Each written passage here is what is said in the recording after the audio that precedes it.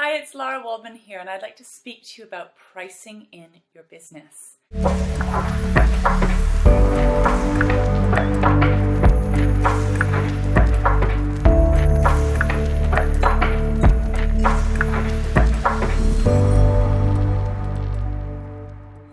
So, a tool that I use that I'd like to share with you today is using your intuition to determine how much you charge for your products or services. And this might be a slightly different way that you've done things before, but I'd love to invite you to play with this tool. So how have you currently decided to price things in your business so far? I'd like you to use the intuition tools that you've learned so far to go through step 1, 2, 3, and 4. Get out of the way and really go in and ask some questions of your business, how much you should be charging, whether that's for your one-to-one work, products, courses, books, packages, whatever you have on offer, and see what comes. It's a really, really interesting thing, and it may surprise you. For me, I was always guided to charge things at a higher price point than I felt comfortable. So I had been really undervaluing myself for a very long time in my business. So this journey for me was about really standing strong, owning the throne, valuing myself and what I do in the world. And I was really giving my services away and really undervaluing the impact that the work I was offering was having for people. And, you know, it came from a good place. I wanted to serve as many people as possible.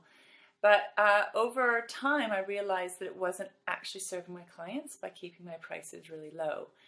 So it really surprised me because when I tuned in, I was guided to put my prices up way, way higher than I thought was okay or acceptable or appropriate or even possible. And it did take me some baby steps, to be honest, to get there and really start stepping into that and owning that new amount. But it feels so good to finally align yourself with your worth. And now know that you can actually never put a price tag on your worth, but it's where you're at now and what is in vibrational alignment with your offering, with your product, with your package at this time. So you may find that your price points change over time. I know with my one-to-one work, that price point grew over time and it still seems to be growing and changing. And we need to stay flexible and open in our business because things do change and that can be uncomfortable. So make sure to get support with raising your prices, maybe some hand holding and doing that, because it can really trigger some of your deepest money blocks and your belief systems. So your price point, and especially when you raise your price, will probably most likely trigger you or make you feel uncomfortable. And as a general rule of thumb, if it's not, then your price is probably not high enough. And there's an incredible journey of growth and expansion when you put up your pricing and you start valuing yourself and honoring yourself and really saying, yes, this is worth this. I'm worth this. So start by just tuning in to every product, every service that you offer and ask, how much would this product, service like to be? What is the price point for this product or service? And see what you get. It may come to you as a visual, as a thought, as a voice, as just an inner feeling. If it helps, write it out. You can also use a pendulum to help really tune in.